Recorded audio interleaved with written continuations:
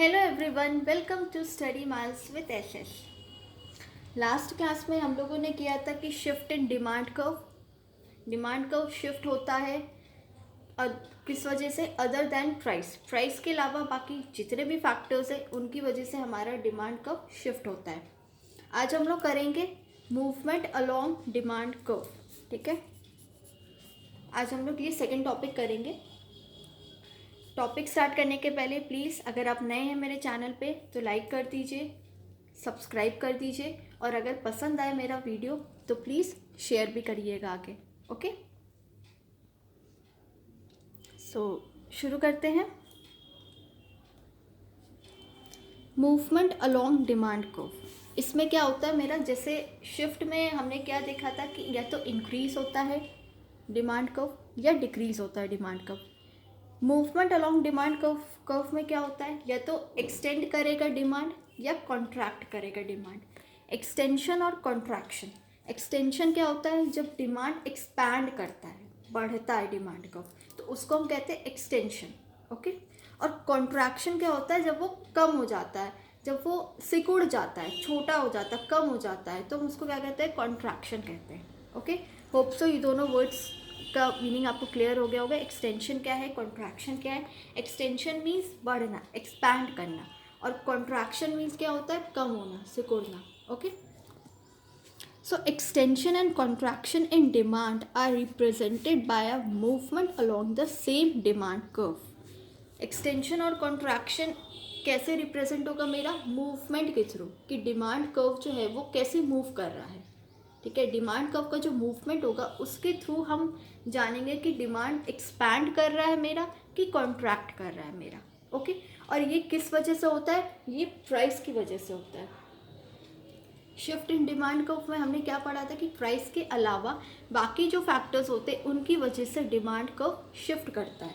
But here in movement along demand curve हमारा demand curve कैसे move करता है, प्राइस के अकॉर्डिंग। ओके, सेम चीज़, अगर आपका प्राइस बढ़ेगा तो आपका डिमांड कम होगा, और अगर आपका प्राइस घटेगा तो आपका डिमांड बढ़ेगा। ओके, जो हमने नॉर्मली डिमांड में जो हमने पढ़ा है वही चीज़ इसमें है, मूवमेंट अलोंग डिमांड कर्व। ठीक है,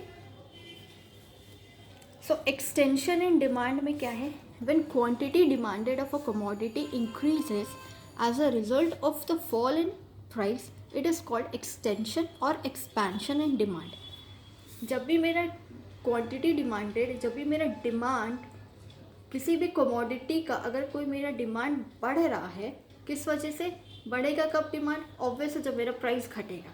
तो प्राइस अगर जब मेरा घटेगा, जिस वजह से मेरा डिमांड क्या होगा, बढ़ेगा, इसके चलते क्या होता है मेरा एक्सटेंशन इन डिमांड कर्व। और सेम कॉन्ट्रैक्शन क्या होगा मेरा, जब मेरा प्राइस बढ़ेगा, प्राइस के बढ़ने पे मेरा डिमांड क्या होगा, कम होगा, तो डिमांड कम होगा तो इस वजह से क्या होगा, डिमांड में कॉन्ट्रैक्शन आएगा, डिमांड कॉन्ट्रैक्ट करेगा। ओके, लाइक फॉर एग्जांपल, पहले मेरा प्राइस ये था, P1 होता है हमारा initial price. Okay, initial means starting price, initial price, और P2 होता है मेरा बाद वाला प्राइस।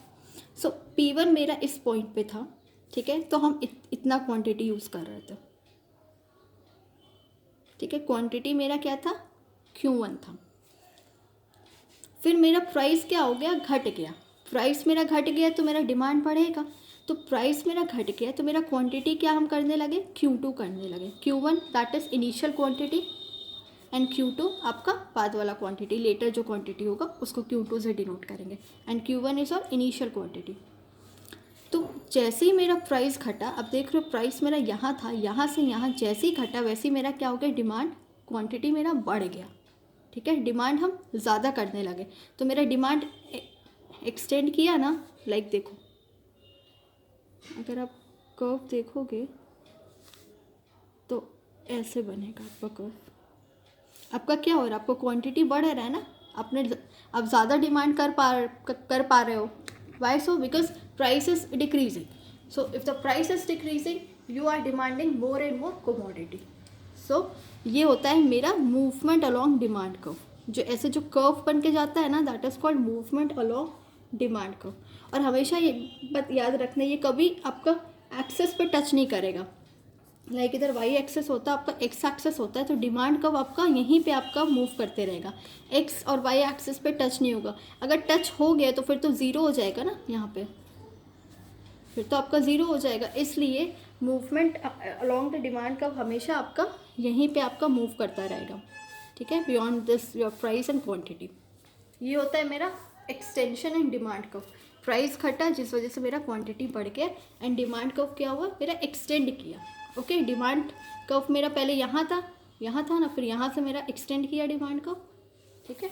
ये था मेरा एक्सटेंशन एंड डिमांड। अब आता है कॉन्ट्रैक्शन एंड डिमांड।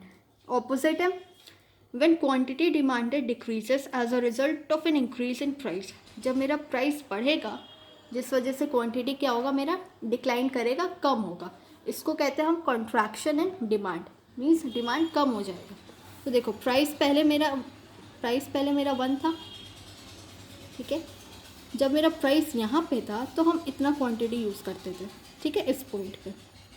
ये मेरा पहले डिमांड कर्व था, ये वाला डिमांड कर्व था। फिर जैसे ही मेरा प्राइस बढ़ गया तो मेरा क्वांटिटी क्या हो गया, घट गया, हम इतना ही करने लगे। तो ये क्या हो गया मेरा, ये मेरा हो गया, ये भी कर्व की तरह बन रहा है ना, ये मेरा क्या हो गया, ये कॉन्ट्रैक्शन इन डिमांड कर्व हो गया। क्यों, क्योंकि मेरा प्राइस बढ़ा तो हम क्वांटिटी कम यूज़ करने लगे, कमोडिटी मेरा घट गया क्योंकि मेरा प्राइस बढ़ गया। सो ये होता है मेरा contraction in demand curve. Okay, ये हमेशा यहीं मूव करता रहेगा, ज़ीरो पे टच नहीं करेगा। So from this movement along demand curve, what we conclude is extension and contraction in demand imply change in quantity demanded due to change in price of the commodity. Other things इसमें क्या होता है, same होता है, other things being other things remain same। इसमें क्या change होता है, सिर्फ और सिर्फ प्राइस। और शिफ्ट इन डिमांड कर्व में क्या होता था, बाकी सारी चीज़ें चेंज करती थी, अदर फैक्टर्स, उसमें मेन अदर्स फैक्टर्स का रोल प्ले होता था, सिर्फ और सिर्फ प्राइस का नहीं होता था। ओके, अदर फैक्टर्स में हमारे क्या क्या आ गए, price of the related goods आ गए, जैसे कॉम्प्लीमेंट्री गुड्स, सब्सटीट्यूट गुड्स, फिर change in income of the consumer, change in population, फिर देन आपका हो गया वेदर और सीज़न की वजह से जो चेंज आ गया डिमांड में आपका, वो हो गया।